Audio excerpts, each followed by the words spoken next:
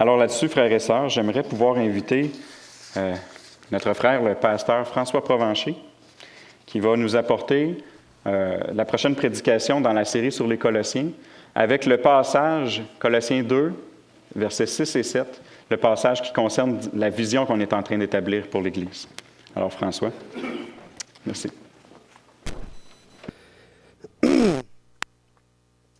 Lorsque j'ai commencé la maîtrise en théologie, il y avait 2 autres étudiants qui ont commencé avec moi. Et un de ces étudiants-là était un jeune homme qui était très brillant. L'autre aussi très brillant. Mais l'autre, je trouvais qu'il me semble qu'il était très intelligent. Il était très jeune. Il avait été pasteur d'une petite église au Québec, mais il vient d'une autre province.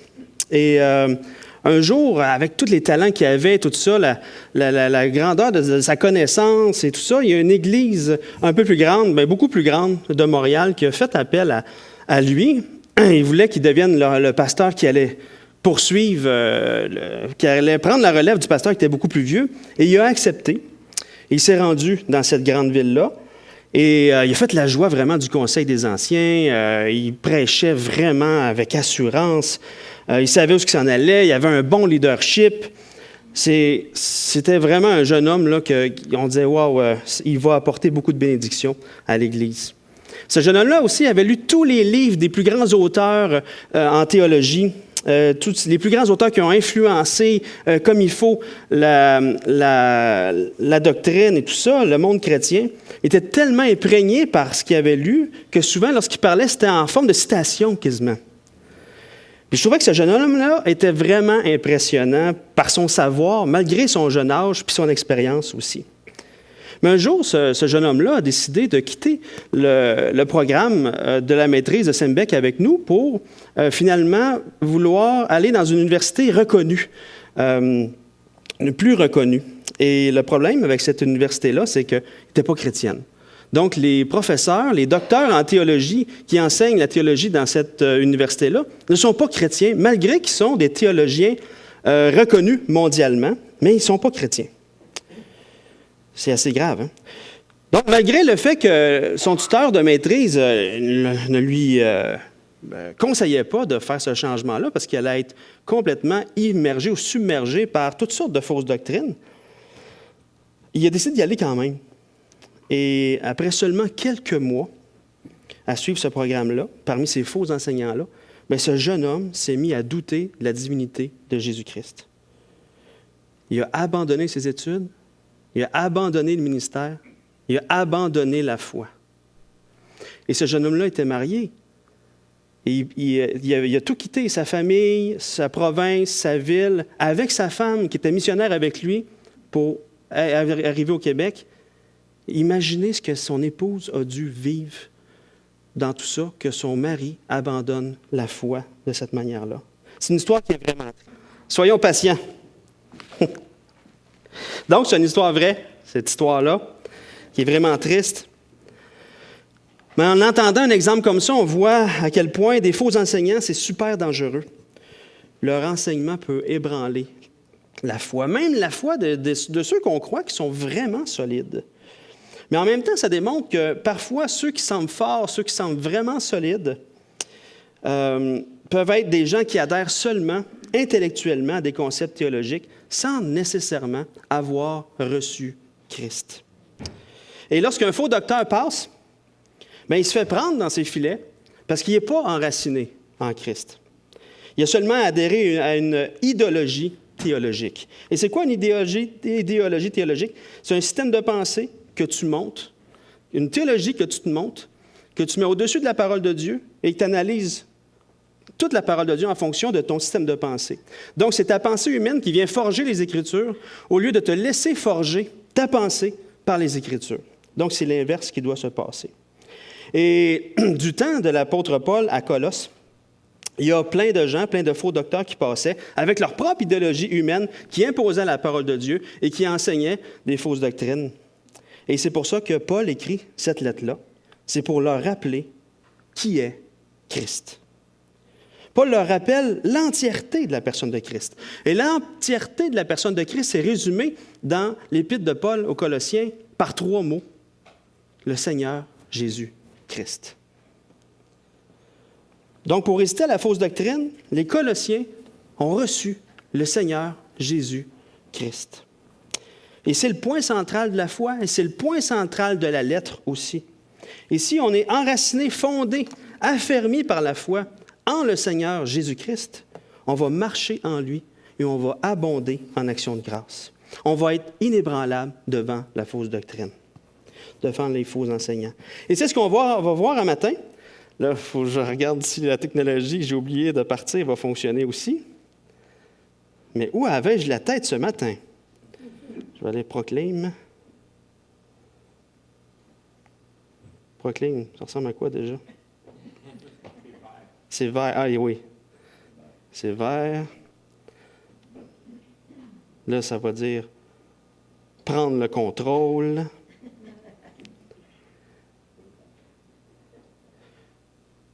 Et là, je switch. Oh yes!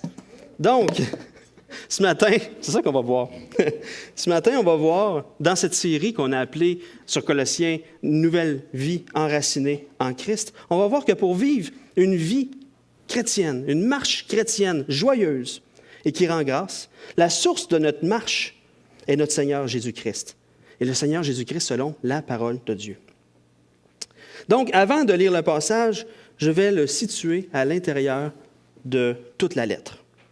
Donc, en d'autres mots, pourquoi Paul écrit à ce moment-là ces deux versets-là, 2, 6 et 7? Pourquoi là, il arrive là? Paul, il sait où il s'en va avec ça. Donc, Colossiens 2, 6 et 7 fait l'effet d'une penture. C'est vraiment une charnière entre deux sections du livre. Donc, la première section est plus théologique. Et il nous parle qui est Jésus. Et au travers de cette section-là, qui commence au chapitre 1, verset 3 et se finit au chapitre 2, verset 5, Paul apporte vraiment la vérité sur Jésus. C'est qui Jésus? Il établit le fondement qui est Christ, le fondement de la foi. Paul prend le temps d'illuminer la personne de Jésus. En fait, il prend un gros spot de scène comme ça, puis il nous l'envoie direct dans la face de Jésus pour qu'on puisse le voir, pour qu'on puisse...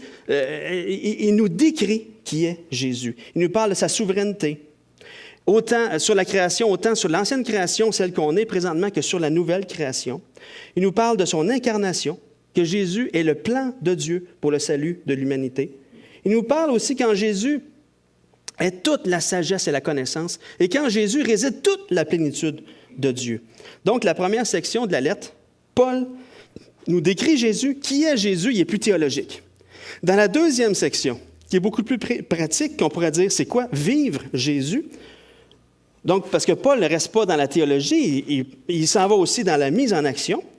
Il apporte le côté pratique. Et Paul fait ça dans toutes ses lettres. Il commence à mettre les fondements.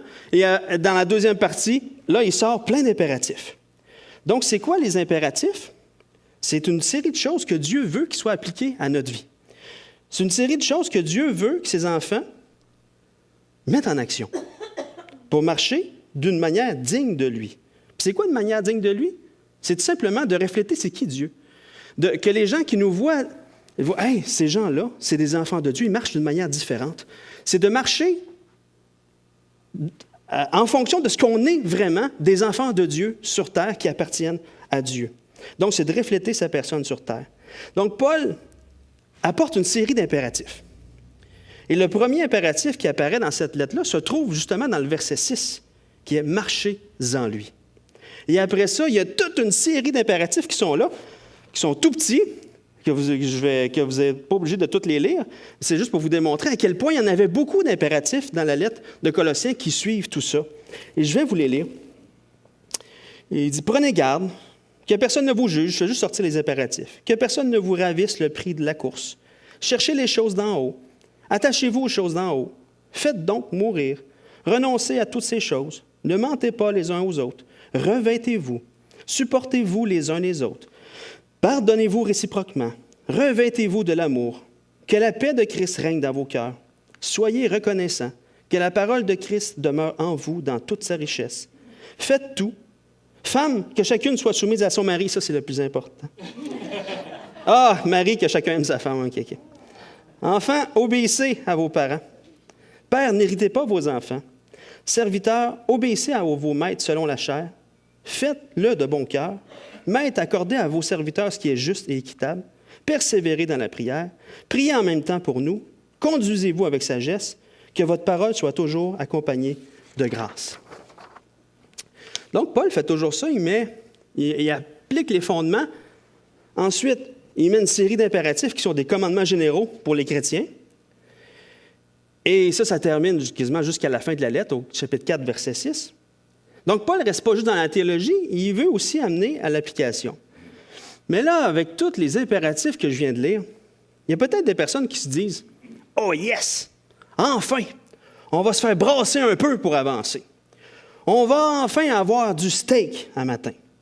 On va avoir enfin de la matière à se concentrer pour que je puisse mettre ça en pratique. Là. Rendu là, je vais changer mon comportement. Je vais m'y engager activement. Et comment je vais commencer? Attends un petit peu, qu'est-ce que je pourrais bien faire? Je vais commencer à écrire une lettre d'amour à ma femme. Et comme ça, elle va se sentir aimée. Ou bien, comment je pourrais faire pour que mon fils ne se sente pas irrité? Je vais y acheter la dernière Xbox. Comme ça, je vais m'assurer qu'il va se sentir aimé, puis que je suis là pour lui, puis qu'il ne sera pas brimé dans ses libertés. Ou à l'inverse, peut-être qu'il y a d'autres personnes qui se disent au contraire, après avoir lu toute cette série-là, « Oh boy, entendre tous ces impératifs-là, c'est vraiment lourd un matin. En entendant ça, là, je me sens écrasé, je ne suis pas capable de mettre ça en pratique. François, tu es en train de m'enlever la joie du salut. J'ai aucune capacité pour faire ça. J'aime pas ça que tu en parles. Qu'est-ce que je vais faire? Mais que je sorte d'ici, je vais juste les mettre de côté. Pour moi, là, je saute par-dessus. Là, quand je lis les Écritures, j'enlève ça. De toute façon, je suis déjà déclaré digne par le sacrifice de Jésus-Christ. Dans les deux cas, il y a une mauvaise conception de l'application de l'Évangile dans nos vies. Une mauvaise conception de qu'est-ce que l'Évangile et c'est quoi le fruit de l'Évangile dans nos vies. Parce que la vérité, c'est que Dieu veut qu'on marche selon ses principes, qu'on ait vraiment une vie qui reflète sa personne, une vie qui reflète sa grâce dans mes décisions et dans mes relations avec les autres. Et Dieu utilise son serviteur Paul pour le faire. Et il le fait dans toutes ses épîtres. Il le fait pour les Colossiens, il le fait pour nous aujourd'hui. Mais pour vivre une vie joyeuse qui rend grâce à Dieu, une marche joyeuse qui rend grâce à Dieu, il faut vraiment bien situer ces impératifs-là en fonction de l'Évangile, comme il faut. Parce que l'objectif de ces impératifs-là que Paul apporte, c'est certainement pas de dire aux gens « Hey, là, forcez-vous. Mettez tout ça en pratique, là, puis allez, travaillez, allez. Et je vous mets sur le bord du précipice, puis je vous garoche en bas, allez. » Et ça fait une vie qui est vraiment pas... si je me confie dans mes propres forces pour mettre tout ça en pratique, qu'est-ce qui va se passer? Bien, c'est sûr que je vais tomber. Et c'est sûr que ça va durer un temps. Peut-être que je vais avoir l'air heureux pour un certain temps, mais c'est sûr qu'à un moment donné, je vais tomber parce que c'est en fonction de mes propres forces.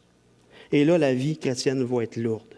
La mise en pratique de la parole va être un fardeau et ça ne sera vraiment pas léger.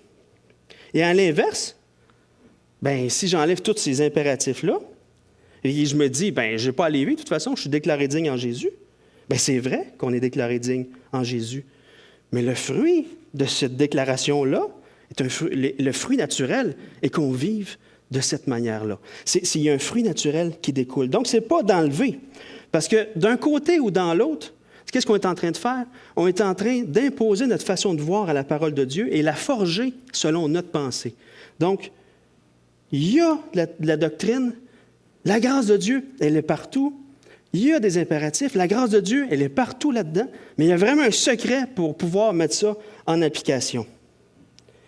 Pour que notre vie avec Dieu, notre marche chrétienne soit vraiment joyeuse et qu'on marche d'une manière libre avec Jésus et proactive, bien, il faut vraiment comprendre les versets 6 et 7 de Colossiens 2.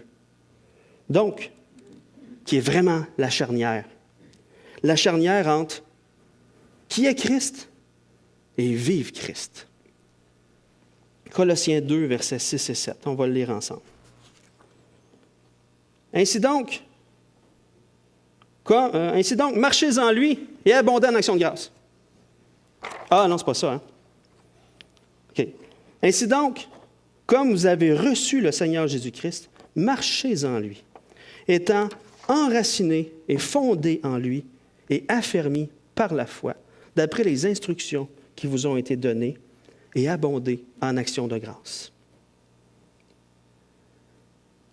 Il me semble que là, on commence à être plus léger. Hein? Dans ce passage-là, il y a vraiment la solution pour vivre sur terre d'une manière qui reflète qui est Jésus, d'une manière qui reflète que je suis un enfant de Dieu. J'ai reçu le Seigneur Jésus. Vu que j'ai reçu le Seigneur Jésus, vu qu'on a reçu le Seigneur Jésus, il est en nous et nous sommes en lui. C'est ce qui fait que nous pouvons marcher en lui. Mais les versets 6 et 7 font vraiment écho à la prière que Paul fait dans le chapitre 1, versets 9 à 11, que je vais vous lire. Nous ne cessons de prier Dieu pour vous et de demander que vous soyez remplis de la connaissance de sa volonté, en toute sagesse et intelligence spirituelle, pour marcher d'une manière digne du Seigneur et lui être entièrement agréable, portant des fruits en toutes sortes de bonnes œuvres et croissant par la connaissance de Dieu, fortifiés à tous égards par sa puissance glorieuse, en sorte que vous soyez toujours et avec joie persévérants et patients. Donc, pour vivre le fait d'être rempli de la connaissance de sa volonté, en toute sagesse et intelligence spirituelle, on doit avoir avant tout reçu le Seigneur Jésus-Christ. Ce qui nous amène au début du verset 6. Je ne sais pas si vous voyez, oui, c'est souligné, vous le voyez. Ainsi donc, comme vous avez reçu le Seigneur Jésus-Christ. Qu'est-ce que Paul dit qu'est-ce que Paul veut dire quand il dit « comme vous avez reçu le Seigneur Jésus-Christ ». Pour Paul, dans le contexte de la lettre, pour une marche inébranlable par la foi en Jésus, malgré les fausses doctrines qui passent, recevoir le Seigneur Jésus-Christ, ce n'est pas seulement d'accepter un enseignement sur Jésus. Ce n'est pas juste ça. C'est recevoir Jésus-Christ lui-même. C'est recevoir sa personne. Ce n'est pas simplement croire en sa personne, c'est adhérer fermement à l'enseignement des apôtres concernant le Seigneur Jésus-Christ. Mais pas adhérer de manière seulement intellectuelle, mais le saisir par la foi. Cette foi-là qui fait que Dieu prend les vérités de Jésus et les applique à nous aujourd'hui. Il prend les vérités sur la personne de Jésus et nous les applique à nous aujourd'hui. Donc, cette foi qui nous amène à nous reposer sur toute la vérité concernant Jésus pour marcher. Et c'est cette vérité-là sur Jésus se résume en ces trois mots, Seigneur Jésus-Christ. Ces trois mots résument complètement tout l'enseignement que Paul vient de donner dans la première section du livre. Jésus, c'est le Seigneur. Dire que Jésus est Seigneur, c'est une façon résumée d'affirmer qu'il est l'image du Dieu invisible, comme on l'a vu, le premier-né de toute la création, la tête du corps de l'Église. C'est lui le chef de l'Église. Toute la plénitude de Dieu habite en lui. Dire que Jésus est Seigneur, c'est d'affirmer aussi qu'il est le maître de ma vie. Ma vie est soumise à sa seigneurie. Il a pleine autorité sur ma vie. Et je m'y soumets joyeusement. Pourquoi? Parce que ce maître-là, c'est aussi le Christ. Le Christ. Le mot Christ veut dire Messie. C'est Jésus qui est le Messie promis depuis toute éternité. C'est lui qui a été choisi pour nous sauver, pas un autre. Pas une autre personne. C'est lui qui a été oint par Dieu pour accomplir la tâche de nous réconcilier. C'est lui. Donc, ce maître-là, ce Seigneur-là, ce Dieu-là, c'est un bon maître parce que c'est lui qui est venu nous réconcilier avec le Père. C'est lui. C'est ce Messie-là. Et le mot Jésus, c'est le nom de ce Messie-là. C'est le nom de Christ. C'est Dieu fait homme. C'est Dieu dans son humanité. C'est Dieu qui a revêtu notre humanité. C'est celui qui a marché sur terre. C'est l'agent de réconciliation entre Dieu et l'humanité déchue. C'est lui qui a été envoyé pour vivre la vie parfaite que nous, on n'était pas capable de vivre du tout. C'est lui qui a fait la paix entre nous et le Père par son sang physique. Donc, il y avait un corps, il était là. C'est le Jésus dans son humanité.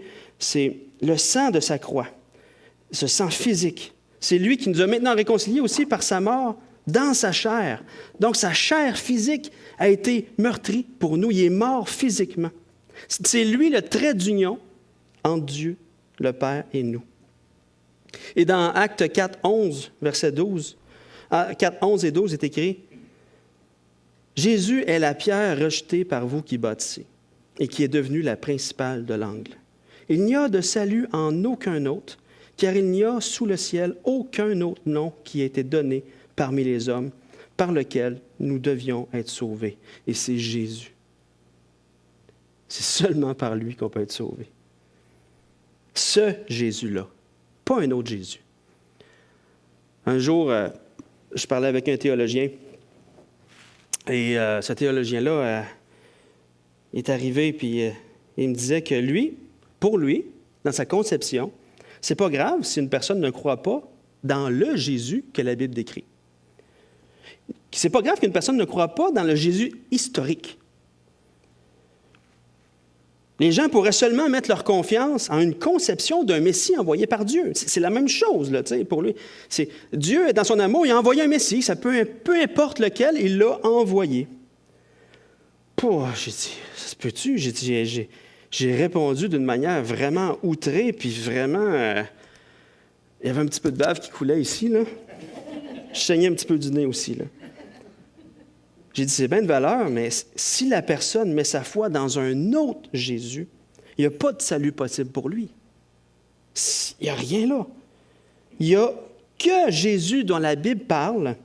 C'est lui, celui que le Père a ressuscité, celui qui est né de la tribu de Juda, celui qui est né de la Vierge Marie.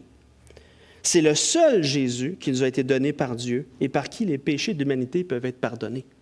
C'est le seul.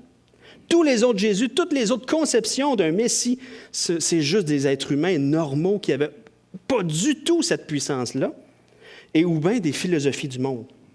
J'en revenais juste pas. Voyons donc. C'était outrant. Je vais me calmer un peu. Si aujourd'hui, tu n'es pas un enfant de Dieu et que tu te dis, je suis pécheur devant Dieu, puis je sais que je suis sous la condamnation de Dieu à cause du péché, mais sache que ce Jésus-là, ce Jésus historique, c'est celui-là qui est notre Seigneur Jésus-Christ. C'est lui qui a été envoyé par Dieu, le Père, pour nous réconcilier avec lui. Donc, qu'est-ce qu'il a fait Jésus? Il a vécu la vie parfaite qu'on n'était pas capable de vivre. Il n'a pas juste fait ça, il a aussi subi la condamnation de Dieu que nous, on méritait. Il l'a vécu sur la croix pour nous, pour le pardon de nos péchés. Et quand Jésus est mort, juste avant de mourir, il a dit « Tout est accompli ». Ça voulait dire que tout ce qui devait se passer pour rendre possible la réconciliation entre Dieu et l'être humain a été fait en lui. Donc, Jésus est mort réellement, il a été enseveli 3 jours, il est ressuscité pour démontrer que Dieu avait vraiment accepté le sacrifice pour nous.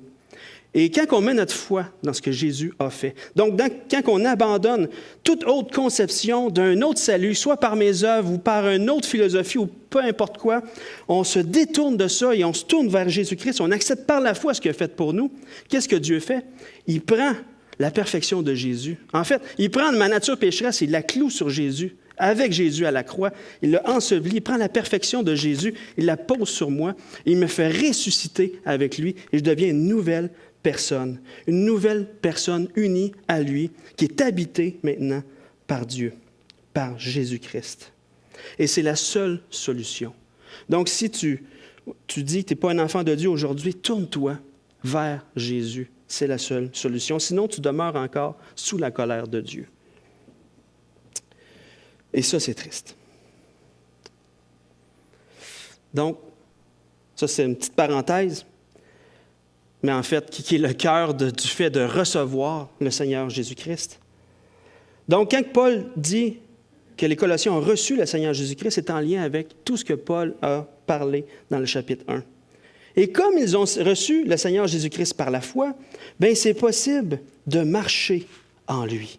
C'est possible de marcher en lui. Parce que ceux qui ont placé leur foi en Jésus sont maintenant unis à lui.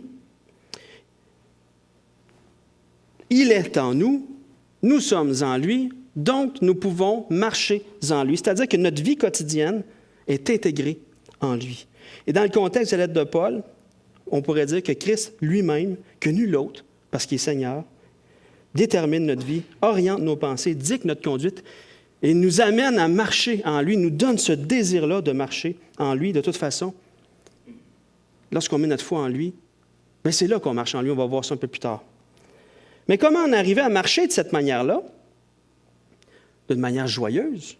Comment c'est possible de vivre notre vie chrétienne joyeuse, qui ne s'encombre pas de lourdeur? Bien, l'apôtre Paul le dit dans Galates. Il dit, vous avez reçu l'Évangile par la foi. Cette bonne nouvelle du salut en Jésus-Christ, vous l'avez reçue par la foi en notre Seigneur Jésus-Christ. Continuons par la foi et non par la chair. Une fois qu'on a débuté par la foi, mais continuons notre vie avec le Seigneur par la foi pour qu'on puisse marcher, vivre notre vie chrétienne joyeusement, d'une manière qui reflète sa personne, que les gens autour de nous voient, « Hey, ces personnes-là sont habitées de Jésus-Christ. » Donc, pour y arriver, on doit comprendre aussi le verset 7, que je vais vous lire. « Étant enraciné et fondé en lui et affermi par la foi, d'après les instructions qui vous ont été données, et abondé en actions de grâce. » Donc, le secret pour marcher en lui est de réaliser qu'on est enraciné et fondé en lui. Enraciné et fondé. Donc, Paul utilise deux images ici. Deux images qui sont toutes les deux rattachées à l'expression « en lui ». Oui, on le voit ici. Mais malgré qu'elles se rattachent, ces deux expressions-là se rattachent à « en lui », bien, ils ont quand même une différence de sens. Paul dit deux choses différentes. La première image nous vient du domaine de l'agriculture. Je l'aime, cette image-là. Hein? On voit à quel point les racines sont ancrées fortement et l'arbre est indéracinable, là, complètement. Donc, la plante est enracinée dans la terre. La plante tire les nutriments dont elle a besoin pour vivre, elle les tire dans la terre. Paul parle d'une nouvelle vie qui est enracinée en le Seigneur Jésus-Christ. Et le temps de verbe que Paul utilise à ce moment-là, quand il dit ça, enraciné, c'est pas une action qui est en train de se faire. Donc, ce n'est pas une action continue du fait d'être en train de s'enraciner. C'est une action qui est déjà faite. On est déjà enraciné en Christ.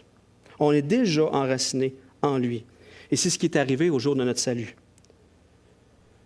Lorsqu'on a mis notre foi en l'œuvre de Jésus sur la croix, notre ancien moi, le vieil homme dont Paul va parler au chapitre 3, a été crucifié avec Jésus sur la croix. Donc, j'ai été uni à sa mort, la mort de Jésus sur la croix, j'ai été uni à son ensevelissement et j'ai été ressuscité, uni à sa résurrection aussi. Donc, je suis maintenant devenu un nouvel homme qui est uni à Jésus. Et c'est ça que l'image que Paul veut apporter, c'est qu'on est tricoté avec Jésus. C'est une action qui est faite. On est là. On est un alliage, un nouvel alliage avec Jésus. Donc, c'est ma nouvelle nature. J'ai maintenant une nouvelle vie enracinée en Christ. C'est déjà ma nouvelle situation. C'est quelque chose qui est déjà fait. Mais maintenant, ce que j'ai à faire, c'est d'apprendre à puiser. Je suis maintenant enraciné. Ma vie, maintenant, c'est d'apprendre à puiser mes ressources en Jésus dans lequel je suis enraciné.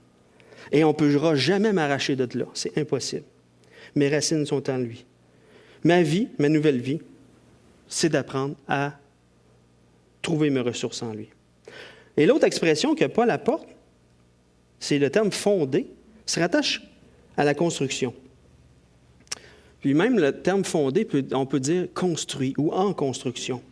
Mais contrairement au terme de « enraciné », qui était un terme qui était fini, un terme qui est arrêté, qui a été fait une fois pour toutes, le terme « fondé », c'est une action qui est continuelle. C'est une action qui se poursuit. Tant qu'on est en vie sur Terre ici, c'est une action qui se fait. Donc, on est en construction. On est enraciné, on est en lui, puis on grandit en lui aussi. On puise nos forces en Jésus-Christ, puis on grandit. On dépend totalement de lui pour vivre et pour grandir. Vous voyez, il y a une différence, il y a une progression là. Il y a un état et une progression de notre vie de tous les jours. On grandit en lui. Et dans la suite du verset, on voit « et affermi par la foi ». Ces mots-là, c'est en fait le résultat d'être enraciné et fondé en lui. En d'autres mots, Paul apporte l'idée que nous, en collant à nos racines, et en étant construits en lui, fondés en lui, bien, on va être affermis par la foi. Et ces trois mots-là, enraciné, fondé, et là, j'espère ne pas trop vous mêler dans les mots, là, enraciné, fondé et affermi, bien, c'est trois mots que Paul utilise et que c'est une action qui ne dépend pas de nous. C'est une action que Dieu fait. Donc, c'est Dieu qui nous a enracinés dans le Seigneur Jésus-Christ. C'est Dieu qui nous construit, qui nous a fondés, qui continue à nous bâtir dans le Seigneur Jésus-Christ. Et c'est Dieu qui nous affermit aussi par la foi. Mais par la foi en quoi? D'après les instructions qui vous ont été données. Et les instructions qui nous ont été données, bien, c'est ce que Paul fait référence, que ce qui a été donné, ce que les Colossiens ont reçu d'Épaphras sur Jésus et que Paul décrit dans la première section du livre de Colossiens et qui sont résumés dans les trois mots « Seigneur Jésus-Christ ». Quinte-toi, démonstration faite. Mais personne n'a compris, ça va? Okay. Donc, on est enraciné, fondé en lui, enfermé par la foi dans ce qu'est le Seigneur Jésus-Christ. C'est la vérité sur la personne de Jésus.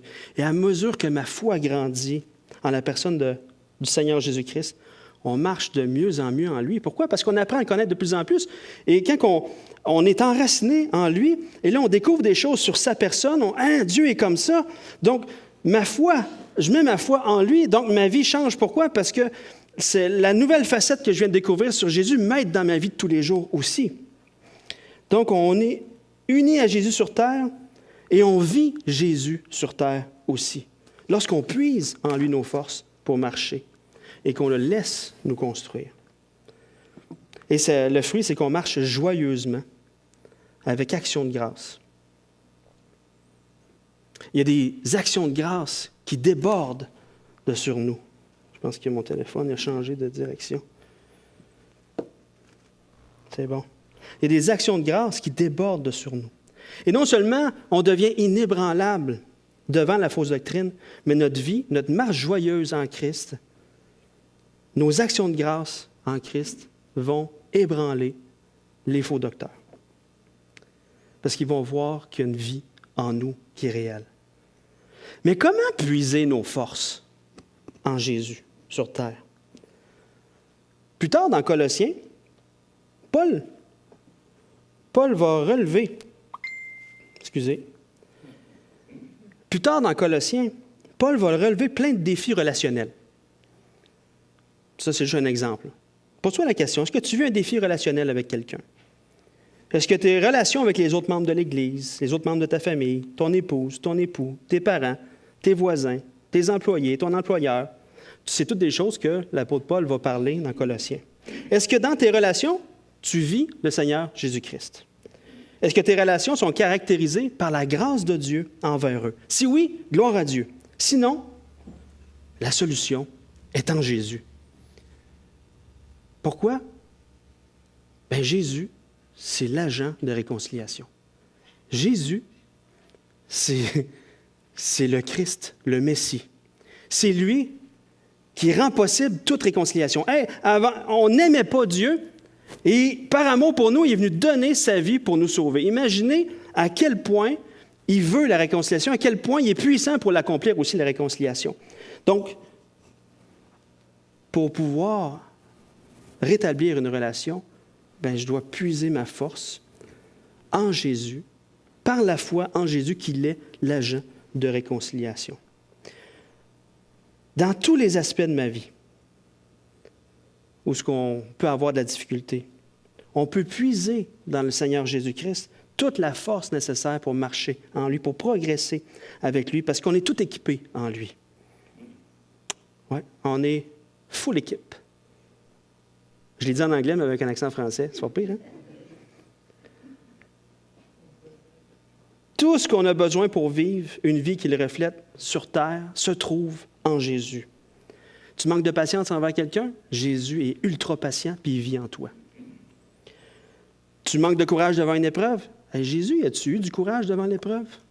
Il est allé jusqu'au bout pour donner sa vie pour nous. On peut puiser. Jésus vit en moi. Je peux puiser en lui tout le courage nécessaire pour passer au travers d'une épreuve. Tu as de la difficulté à apporter des paroles d'amour à quelqu'un? Hey, Jésus est rempli d'amour pour cette personne-là. Tu peux puiser en lui, un peu comme ce que Diane partageait. Le Seigneur te donne de voir comme il voit les gens. C'est son cœur qui bat en toi. Tu peux puiser cet amour-là en lui ou de le faire s'exprimer, tout simplement. Tu veux accompagner quelqu'un qui souffre? Jésus est celui qui peut accompagner, puis il vit en toi. Tout se trouve en notre Seigneur Jésus-Christ qui vit en nous. Faisons pas la gaffe de nous tourner vers notre chair pour mettre en action la parole de Dieu. Faisons pas la gaffe non plus d'enlever les impératifs, mais regardons Jésus, tournons les yeux vers Jésus. C'est Jésus qui nous donne toute la puissance nécessaire. Parce que lui, ce qu'il veut, c'est nous amener à le glorifier dans notre vie sur terre aussi. Et ce qu'il veut, bien, il le fait. Il va le faire au travail, il va le faire. Il nous donne le vouloir et le faire. On n'a même pas à lutter avec notre volonté. Hey, c'est-tu par ma propre volonté que je vais faire ça ou par la volonté de Dieu? Bien, Jésus change ma volonté. Il me donne le désir de progresser en lui, le désir de mettre ma foi en lui aussi. Donc, on ne fait juste pas retenir ce qu'il met en nous, puis de le vivre tout simplement. Donc, puisons notre force dans notre Seigneur Jésus-Christ pour marcher en lui, parce qu'on a une nouvelle vie qui est enracinée et fondée en lui. J'aime cette image-là parce que c'est un arbre qui marche. On dirait que c'est un arbre qui a deux pattes. Il est enraciné, mais on dirait qu'il marche. Bien, on est comme ça. On est enraciné en Christ, mais on est des enracinés qui marchent par la puissance de Jésus. On puise notre force, notre gaz en Christ pour avancer. Donc, dans tout le reste de la lettre, dans tout ce qu'on va voir, n'oublions pas que tout ça est possible à cause que nous sommes enracinés, fondés en lui, affermis par la foi, dans tout ce qui est enseigné sur le Seigneur Jésus-Christ. Je vais prier. Seigneur Jésus, merci pour ta parole qui nous rassure, sur laquelle on peut s'appuyer, on peut s'asseoir complètement dessus, mettre tout notre poids dessus parce que toi, Seigneur, tu nous soutiens, tu nous accompagnes, tu es en nous, tu nous fortifies. On est fortifié par ta grâce, on est fortifié par toi. Seigneur, amène-nous à développer des nouveaux réflexes. Pas des réflexes où on impose à ta parole nos pensées humaines. Seigneur, on veut se laisser forger par les vérités de ta parole, la vérité sur toi, sur ta personne. Toi, tu es tout-puissant, Seigneur Jésus, tu vis en nous. Apprends-nous, donne-nous ce nouveau réflexe-là de plus en plus à puiser notre force en toi, Seigneur. Et donne-nous cette joie-là de marcher avec toi, ce bonheur-là. Et ce bonheur-là, irrésistible aussi de vivre cette vie qui te reflète. Seigneur, on veut que les gens autour de toi puissent te voir au travers de nous, qu'ils puissent voir ce qui se passe dans notre cœur et te glorifier, toi, pour les bonnes œuvres que tu nous fais vivre, que tu nous fais marcher, que tu nous donnes le désir d'accomplir.